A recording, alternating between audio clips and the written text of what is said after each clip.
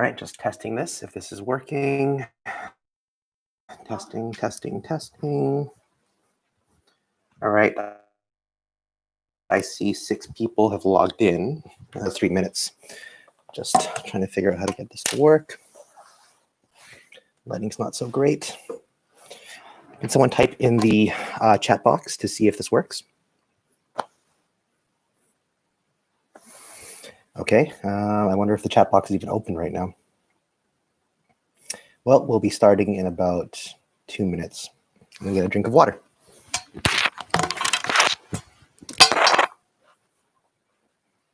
So that's a live right now.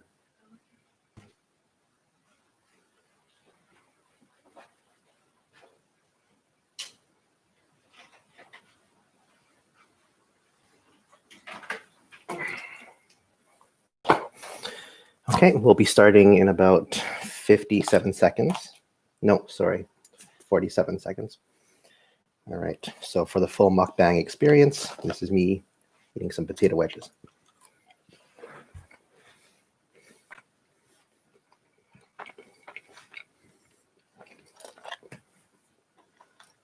Can you guys hear me chewing? Thank you, James. Thank you for supporting the campaign the entire time.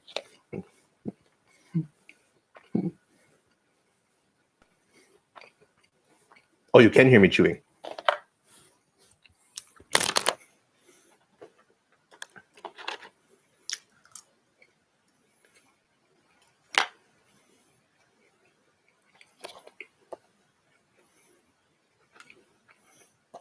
I'm here for the chewing SMR.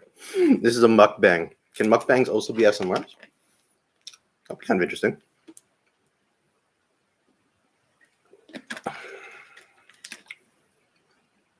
Okay, good. We have a small subset of us here because I only announced this about 5 minutes ago.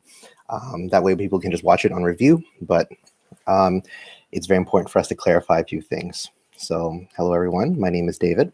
If it looks like I'm very tired, it's because I am very, very tired. I have an exam this Friday. It's a very big deal to me, and I apologize for not being as present in the past few days as I could be. I like the beard, David. No one else does. Okay. So today I want to clarify a few things, and particularly our position moving forward, and then answer some general questions. And in addition, tomorrow I'll email the IRCC a set of questions that we have organized and just try to get those answers because we need some clarity on what's going on. YouTube will probably be our streaming of choice. In order for me to do so from my mobile, we need 1,000 subscribers, and we're about 150 off of that. So if you haven't subscribed, I please ask you to subscribe, not for a vanity project, but because it'd make it a little bit easier on me to be able to stream from my mobile phone. So thank you very much. Every day now is one day closer to poutine, and I hope that's because a lot of people will be coming into Canada. So first, I'd like to just put everything into context. Once again, our exemptions were announced on October the 2nd.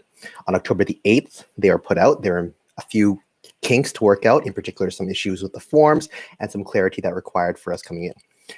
I understand over the long weekend, a lot of us were hoping that we'd have our exemptions already through, but there are 2 things that I want to make very clear. Number 1, over the past 4 days, it's true we have only maybe 3 or 4 confirmed compassionate exemptions, but to everyone who's been with us in the campaign, that's a huge deal.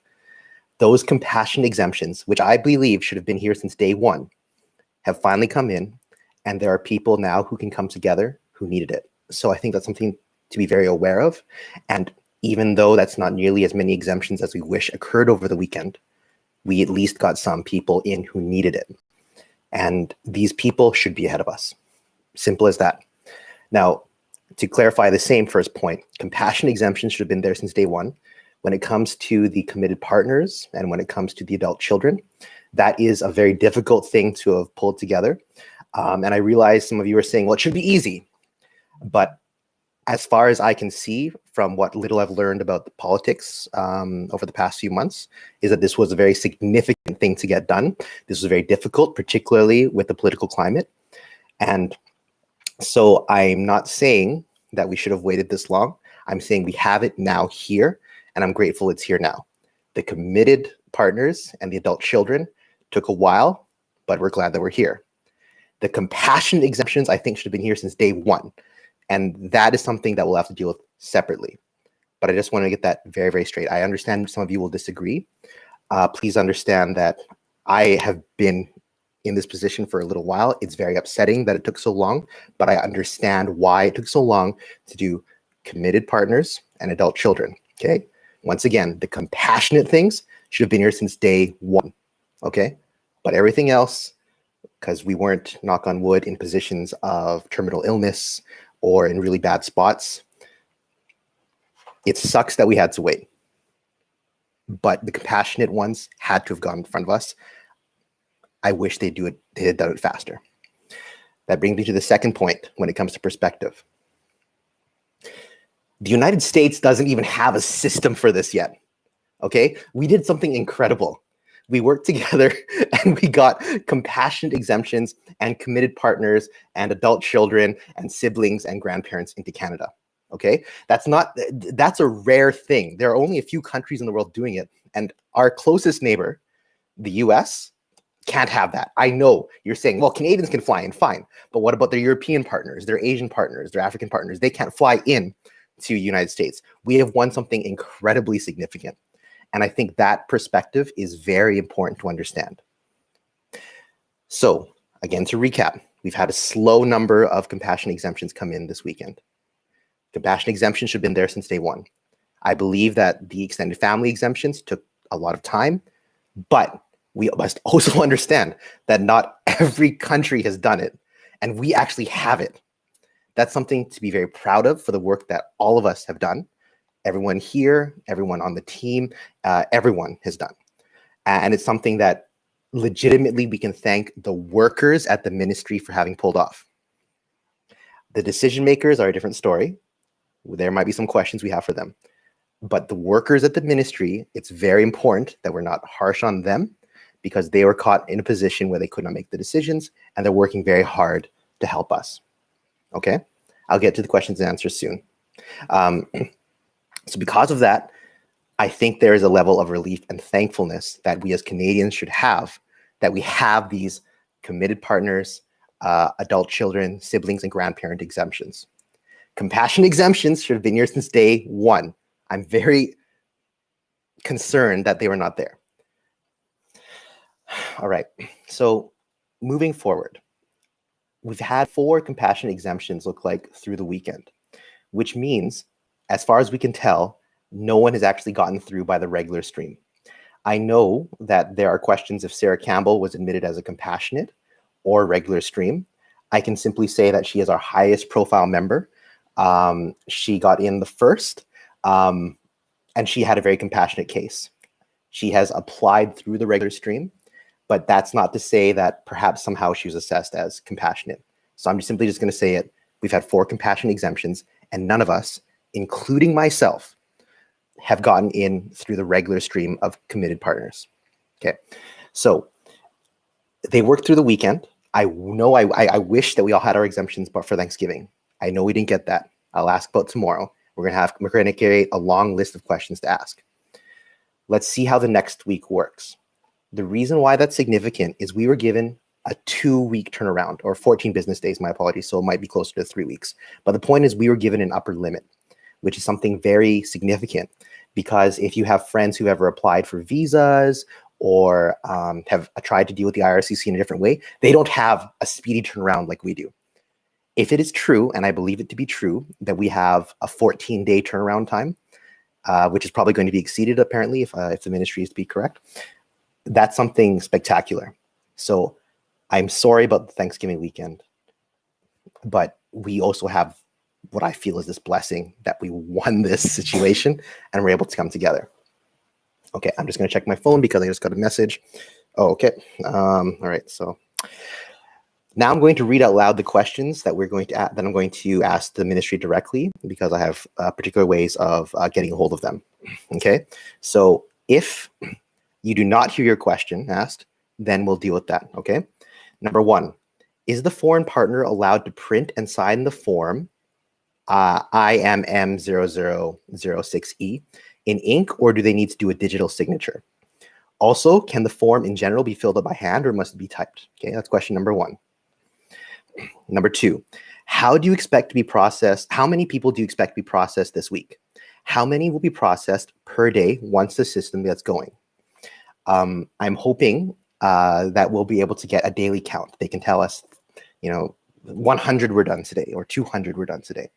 I cannot guarantee that will occur, but that is some level of accountability I hope that we have. Were only compassionate cases approved this weekend, or have you been approving extended family exemptions?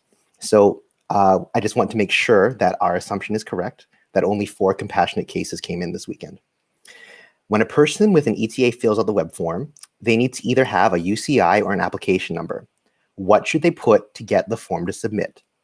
In this case, is the ETA number the application number, or do we put, how do you fill it? Okay. Because someone wrote no sound, I just want someone to type that you can hear me. I want you to type the word potato wedges. All right. Have the major airlines been notified? So we'll ask this. However, I strongly recommend everyone just to simply bring a printout of the Canada.ca because a number of us will have those challenges. What should be done if the sponsor is a minor or an infant and can't sign the form? Example is a baby sponsoring a grandparent, since no parents of adult children are not exempt. And then the next question we'll ask is, are in-laws included on the current exemptions? And then finally, can a parent and minor child apply together, or should they submit their documents separately? So those are all the questions. If you missed them, please do not re-ask them in the chat.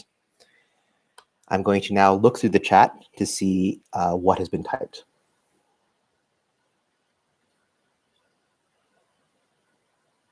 Thank you guys for the kind messages. So we are wondering why there is a slower turnaround, particularly for U.S. nationals. I just simply want to count. I just want them to show how many that we're doing. I don't know what the process is, and the buildup to this entire process was I wasn't told that we needed to send the affidavit to IRCC. That's something that may have been a last-minute addition or was not communicated to me, but that was surprising to me. Thank you, Victoria. That's very kind of you. Thank you, Sydney.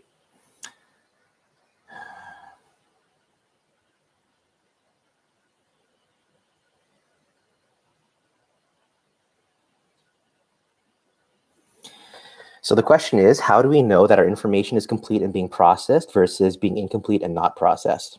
So I believe we addressed this in our FAQ, which is found in the Facebook group. I understand not all of you are in the Facebook group, so we're updating our website. If you got a reply through your email, even if it was a erroneous apply saying this is the wrong place to apply to, the IRCC has your stuff. If you applied using the ETA web form, you got a confirmation screen at the end of it.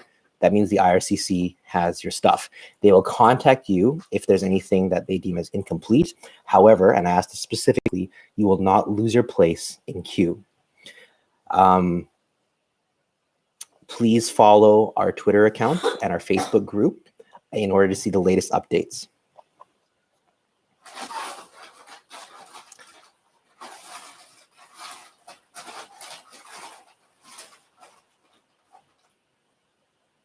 Why are we starting to, this is a good question. Thank you for asking it. Why are we starting to advocate for temporary residence just from October 22nd? I beg for you to please understand. I've got this significant exam on October the 16th. If I look exhausted, like I'm saying, I am exhausted. I cannot put together a coherent, effective strategy until October the 22nd. I want every temporary resident to know, though, temporary residents have always been in our ask. It has always been all Canadians and residents. Temporary residents currently have an entirely separate system to Reunite, okay? That system has been there even earlier than what we had. So temporary residents always had an option to Reunite, even though it was very difficult. After the 22nd, I'm just going to streamline. We are going to streamline it so temporary residents, we hope, will get the same ask as we have. At the moment, please use the existing temporary resident method in which to reunite with your families.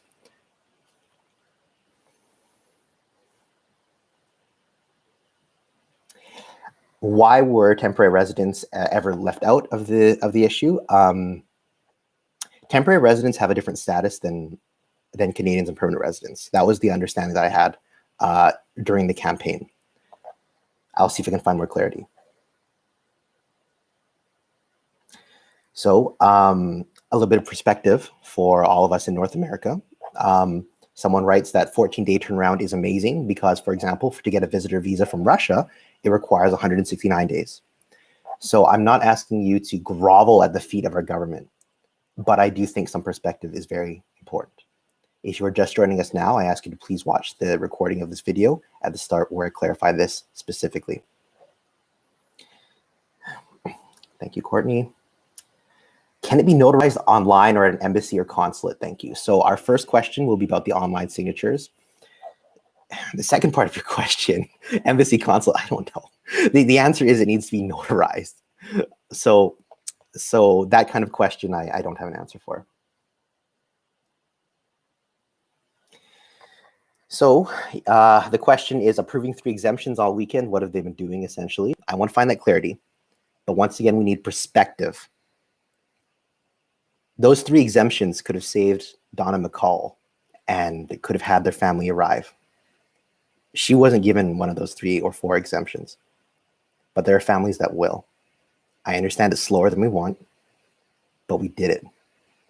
That perspective is very important. And once again, to reiterate, other countries don't have what we fought for and won. Are they accepting virtual notary? So once again, we're asking whether or not virtual signatures are necessary. Will the exemptions be processed chronologically? I have asked specifically, will we lose our place in queue? And the answer is no, we won't lose our place in queue. If it looks like we're not getting chronologic, I'll push it further. If we didn't attach proof of partner citizenship, will it be an issue? So I've asked this specifically because a great number of us applied on the Thursday, October the 8th, and then on Friday, October the 9th, they changed the web form. They changed the criteria. We will not be penalized for having submitted early. That has been stated very clearly to us from the IRCC. Therefore, at most, they'll ask for more information.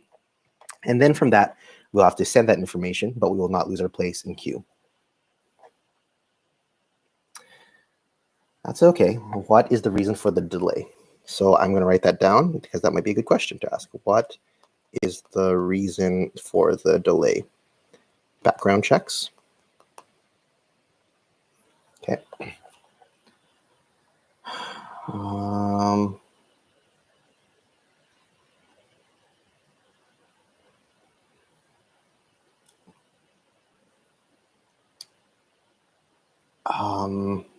I'm sorry, the scrolling is a little bit challenging. My apologies.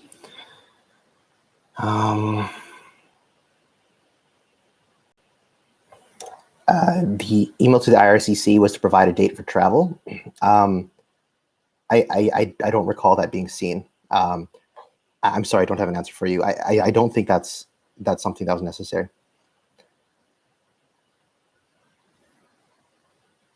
I am exhausted.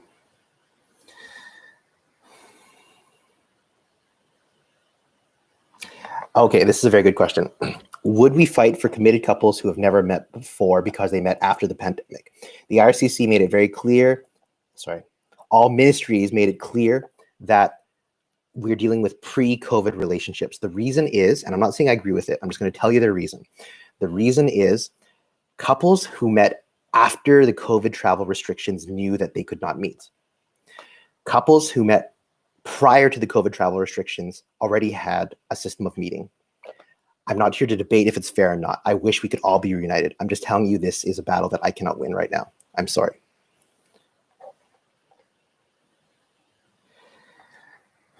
If I'm skipping questions because I've answered earlier, okay, I apologize.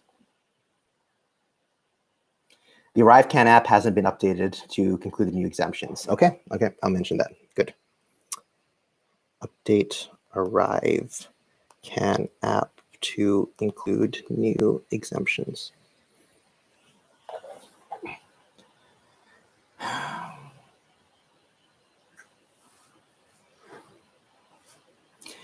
So Sarah and her fiance got approval. This is a very important question. And some of it is what I know, and some of it is speculation.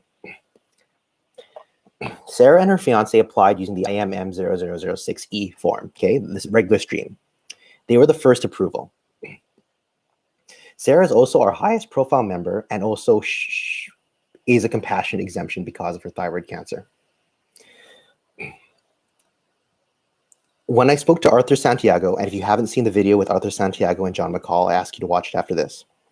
Arthur Santiago, who is our second confirmed exemption, was told by the IRCC that he was the second compassionate exemption. So I would surmise, and I don't have no proof, but I believe that Sarah and Jacob were put through under the compassionate exemptions. I cannot prove it, and it's not worth anyone. To me, it's not worth pursuing. The basic idea is compassionate exemptions, which I believe Sarah and Jacob are, Arthur Santiago are, as well as the other people. They have gone through ahead of us. That's the best I can tell you. If Sarah and Jacob were put in by the regular stream before us, that is going to be something that I have to follow up with. However, we all know her story. She's a compassionate exemption, regardless of how she applied. Simple as that.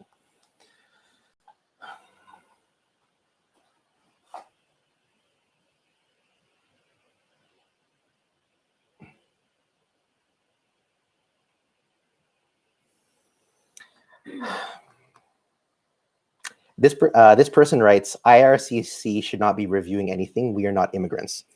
So this is technically an immigration step to allow our loved ones into Canada. And for us to make sure that Canadians remain safe, I'm not too sure why they have that final step, because the affidavit is enough to me, but that's why they're reviewing. I will find out what they're actually reviewing. So this person is asking us about temporary residence again.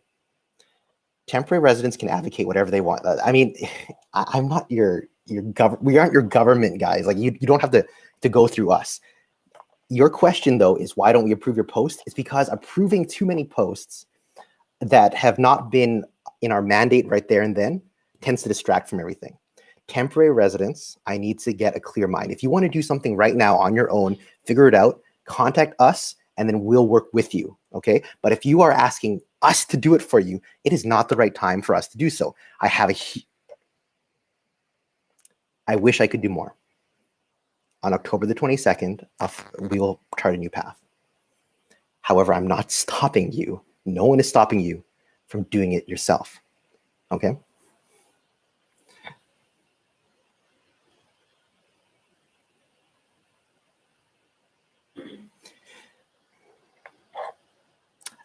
Someone has a question about, for some folks who already have an approved ETA, the previous given approval does no longer show online under the check your ETA status. Is that because the applications are being processed? I don't know. I'll just take a picture of it. I have to fathom the question first. I'll see if I can find some clarity to it. The minister announced it before Thanksgiving, it's true, but the minister, I wish he did, but he never actually said we'll all be reunited by Thanksgiving.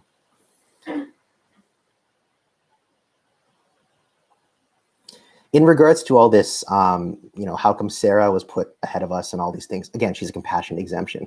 But if you want a different rubric, Sarah and I applied at the same time, and I myself have not gotten AJ's approval. So, I mean, I'm no Sarah Campbell, but I also, I also don't think that I've been put in any sort of special stream. I'm in the same stream as everyone else.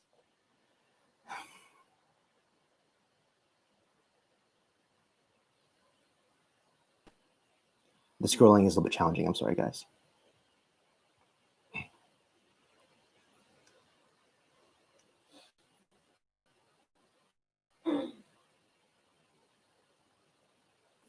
I have not heard anything more about the ability to drive rather than fly. Guys, that's a US question. We're a Canadian campaign. That's a US question.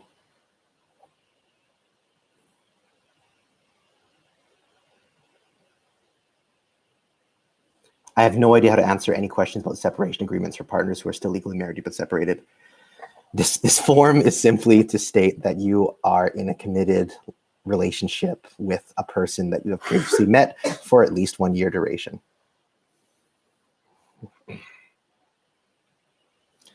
Thank you for your good wishes on my exam. I am 100% certain that I have failed the exam. There was no way I could study that much and with this campaign. But more importantly, we got the compassion exemptions this weekend and we got our win. So even if I fail the exam, I can always rewrite the exam. It's only a couple $1,000s. It's okay. We won. And that is far more meaningful than my license right now.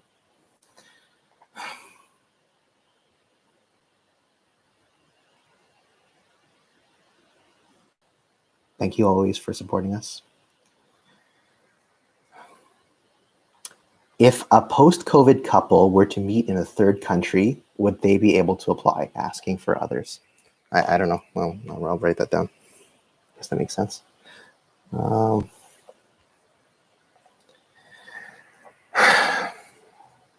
If we emailed them the old form after the new form came out, will we be penalized? The website says that if you downloaded it before the time, please re-download it. But the website does not specify if you got it notarized before, do you have to re-download it? My suspicion is if you've already had it notarized, just send it in. That's the best I can have. I'm sorry. The reason why I'm not being flippant on this, it's only because these little things I've asked like in 100 different ways and they all say it'll be fine. So that's the answer I can give you.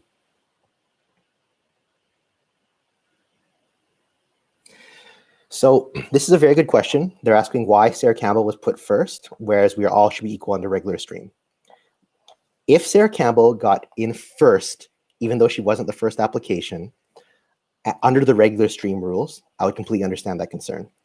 My strong suspicion is because she is actually a compassionate exemption, she was admitted under compassion exemption rules. So I to make it very, very clear, the best example is if I was admitted, if my partner was admitted on Friday, that would have been a clear case of nepotism. However, because this one is close enough, sorry, not close enough, this one is a compassionate exemption, but it was simply a question of how she applied. I don't want to pursue this further. To me, we had 4 compassionate exemptions this weekend. If I do see some semblance of funny business going on, including if it occurs to myself or any one of my team, I will pursue it and figure out the answers. The only reason this works is because you trust me, and I'm telling you, if I see any funny business, I'll pursue it.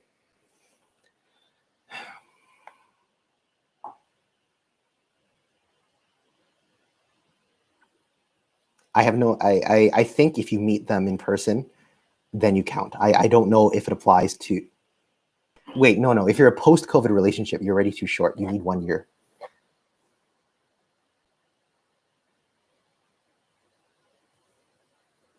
Thank you for your kind words. Temporary residents, so someone's writing, it's not true that the temporary residents had tied different system to Reunite. They had a different email to Reunite. However, temporary residents did have to go under the same restrictions. I understand that. I'm just saying that it's a separate stream. After the 22nd, we'll chart a pathway forward.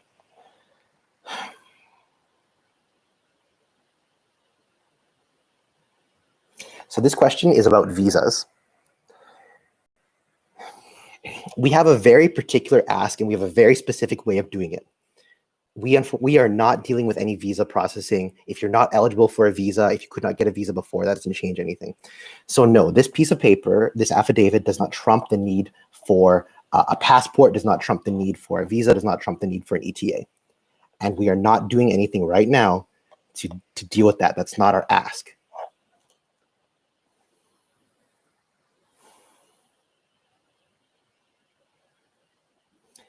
Someone says something very nice. She says, everyone gets some rest. The team gets some rest to feel human again. The team has been fantastic. And you guys should know that the team is what brought us to the very end. It's very important that you guys know that.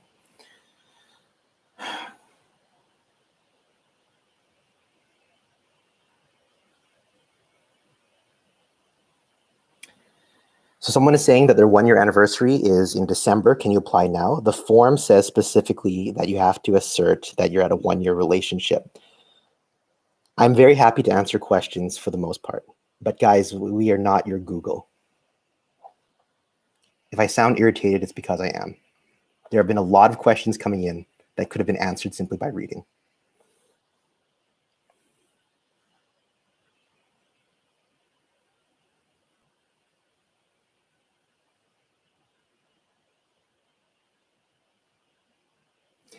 Partners that have not met yet pre-COVID, I'm unsure.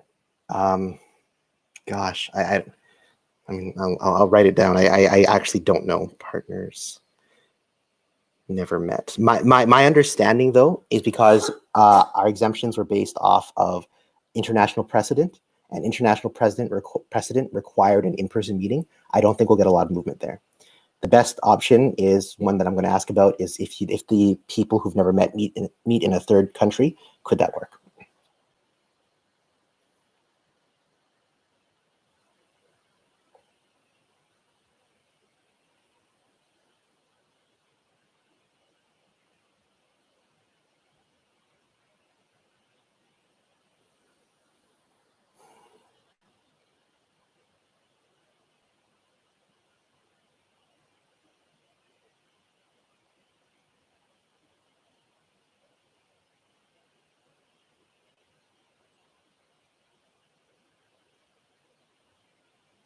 The video hasn't paused. I'm just reading through a number of things. When we are crossing the border and show them the form in the email, what other questions can we expect to get from the CBSA? I have no idea. I'm so sorry. I'm not getting rid of the question. It's just the challenges and why Faces of Advocacy will become a CBSA watchdog afterwards is there's not a standardized process with the CBSA. I know they have their own inherent rules, but every single person approaches it differently. So some people might just look at you and believe you, and some people might question you in the second room. I don't have an answer. You must be entirely prepared. Have your binder. Have as many news articles as you can about our win. Have the Canada.ca exemptions written down. Make sure that everyone knows that you followed the rules. Okay, that's the best I can give you. And if you're lucky, you'll just walk in and they'll know. But if not, you have to be prepared to explain it.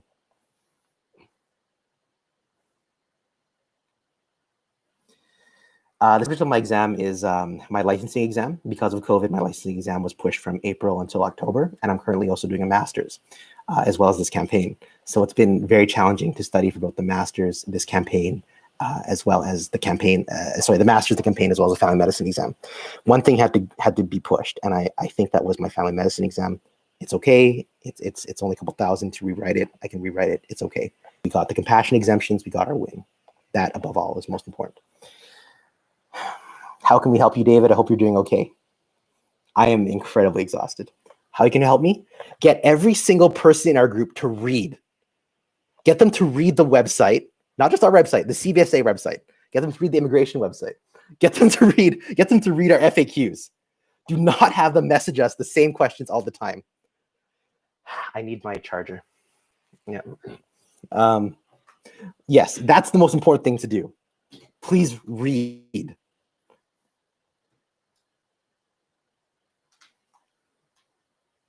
We may not have had this exemption if not for Sarah's work. I think that's very important to note, because if the compassionate exemptions were there ahead of us, who knows if we would ever get our actual win. If you're post-COVID, you don't fit the year-long part of the relationship. That's the point. A post-COVID relationship is not under the exemptions.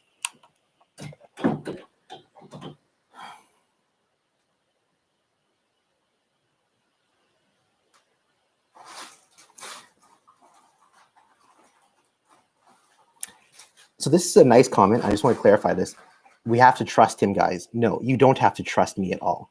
This only works because I hopefully have become worthy of your trust and I've earned your trust. But no, you don't have to trust me. I want that to be abundantly clear. I'm grateful that the team has given me their trust, but none of you have any obligation to trust me. I want to take a moment to thank you and the team wholeheartedly for the work you've done. The exemptions don't help us, but that doesn't change how much work you've done. Thank you, Miss LEX. I don't have any answers about the study permit. That'll be announced on the 20th. I'm sorry. The Canadian border will allow U.S. residents to the land border with appropriate paperwork and pre-filled CAN app. We haven't had We haven't had it confirmed, but I think so. It was a team effort.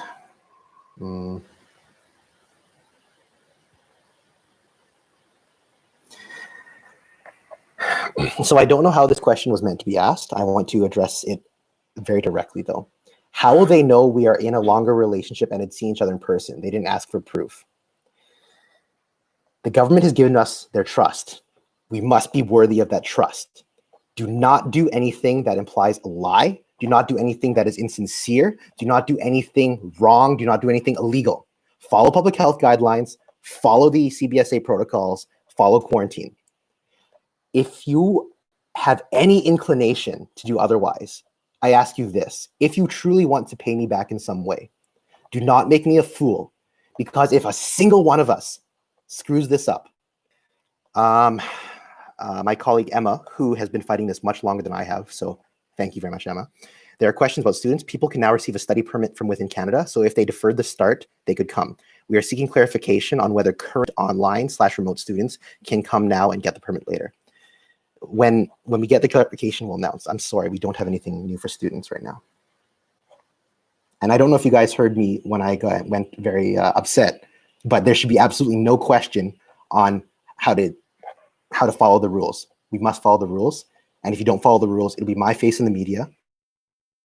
It'll be my face showing a fool, and it'll be my professionalism that'll be questioned.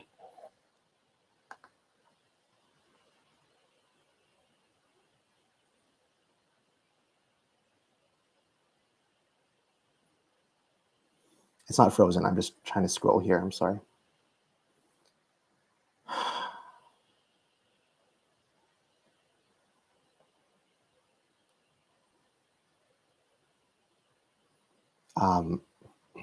Okay, sorry, I found my old spot.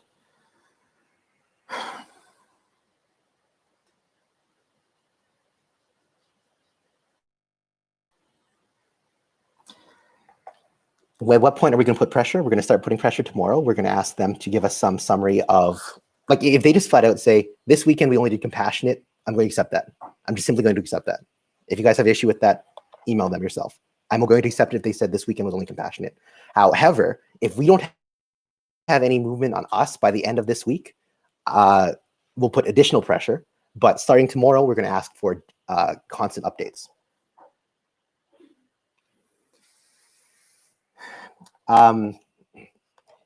This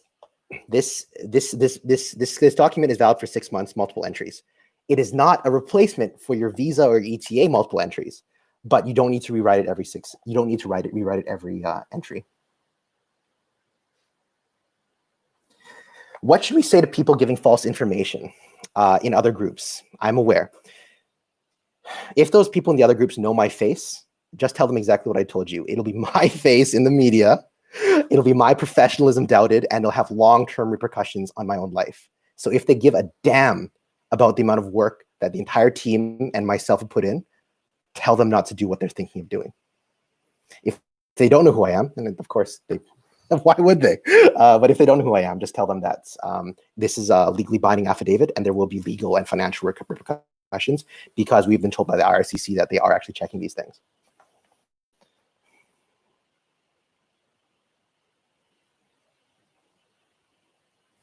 Thank you for the well wishes. I'm pretty sure I'm going to fail the exam.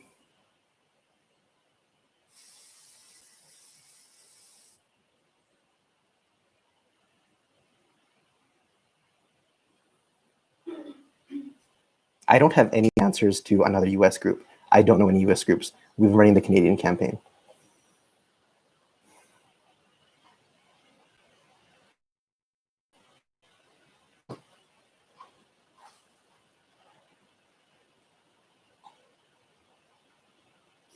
So for students, you guys are in a very difficult position.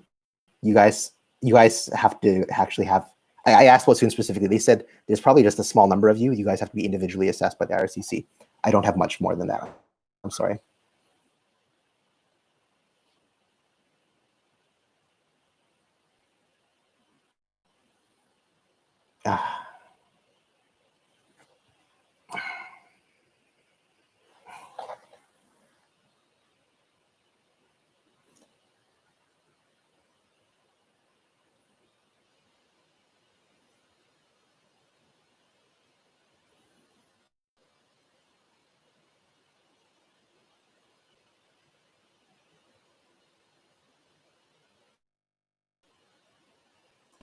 Yeah, people need to read.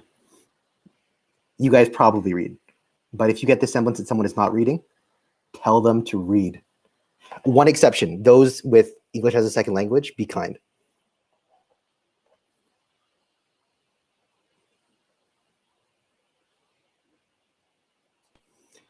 I'm not a patient person. I thought I was up until this group broke me. So many people don't read.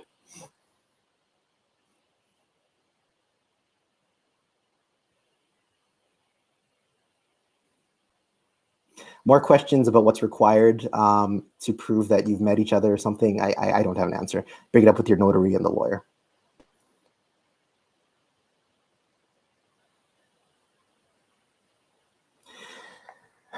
I am not going to answer any questions about Adobe or word processing or how to download a file. Please do not ask the team about that either.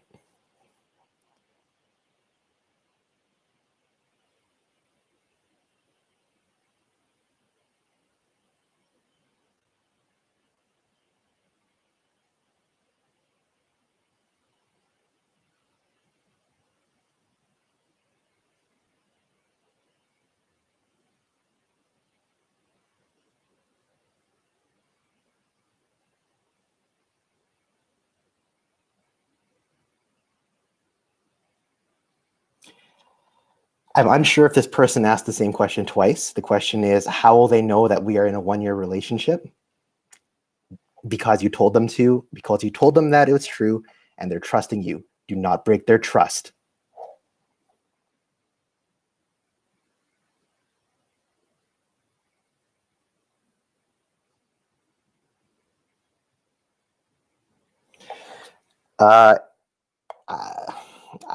Thank you for your offers to pay for my exam. Do not worry about that. The team has a buy me a coffee under the donation links if you'd like to, if you can afford. But we are not going to stop regardless of whatever cash we have. You don't need to worry about me. It's okay. I'm lucky.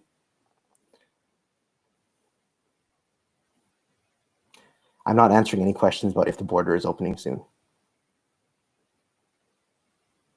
Because I don't know the answer and it's not my place. I'm not putting up a GoFundMe for my exam, guys. Can you imagine the headline?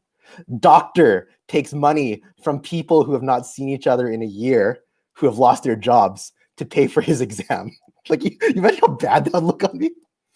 Gosh. Thank you, nonetheless.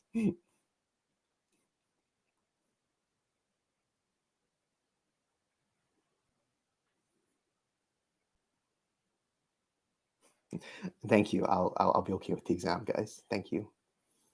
I hope I pass. I don't think I will. Oh, man.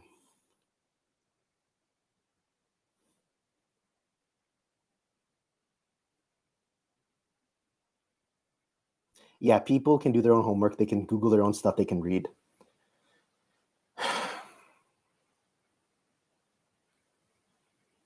Can we just stop writing just for a moment? It keeps skipping for me, and it's difficult for me to follow. No GoFundMe for my exam, but thank you guys.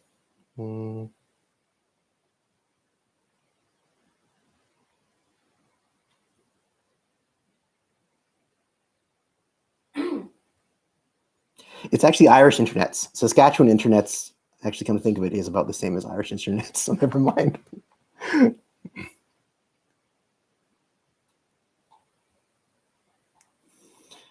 Okay, I'm just going to start scrolling through these questions fast.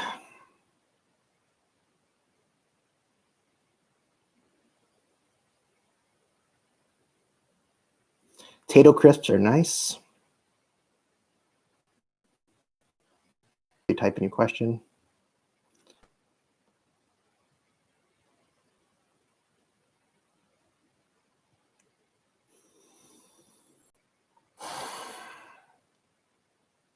Please do not repeat any questions in here.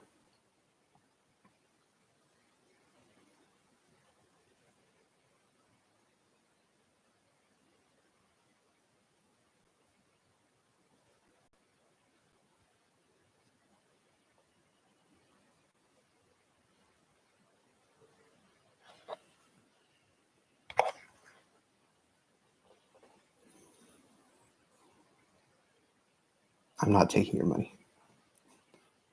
But if you want, you can donate to the Faces of Advocacy campaign. And then you can choose to tell me if you want the money to go to the team or to the campaign. It's buymeacoffee.com/faces of advocacy.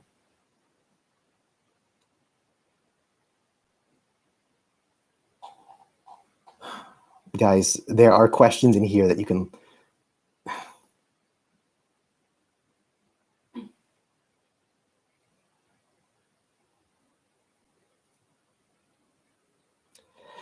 If you just arrived, read the chat, or please just watch the video again.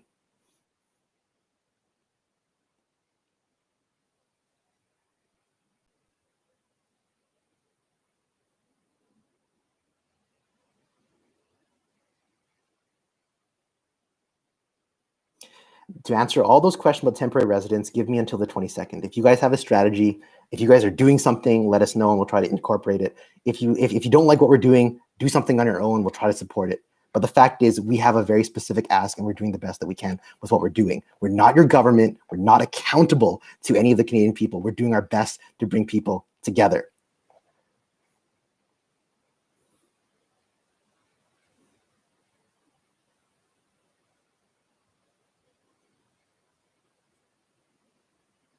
David is not Google. Yeah, David is not Google. David, just ignore the repeat questions. They can go to the FAQ or scan the chat. It's difficult to ignore the questions when they keep coming up. And then one of us has to delete them. All right, that's our time.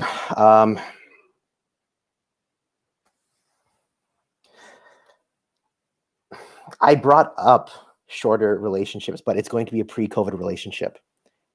I don't know how you mean it when you say you're not going to push for it. It's just that we've already been told that's a no-go from the outset. If there was international precedent of it, then maybe we can deal with that. But we don't have that, and I'm sorry. I really am. I know long distances are difficult. It's just not a battle that I can win, that we can win right now because there's no international precedent. And we just got this win. We have to see how this works.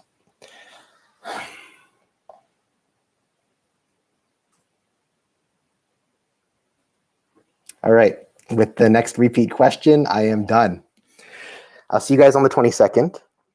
If you want to donate, you're free to at buymeacoffee.com/faces of advocacy. You don't have to, particularly if you are having challenging times during the COVID pandemic. None of us want your money if you are in a difficult position. Please don't worry about me. I'm going to fail this exam spectacularly, but we got our win, and that's the most important thing. If you can, please get everyone to read the FAQ, read the government website, stop asking repeat questions. And while you're here, subscribe to our YouTube channel because we need over 1,000 for us to do a live on mobile. Have a wonderful day. Please watch the John McCall video with Arthur Santiago if you have time. Have a good long weekend. 3, 2, 1.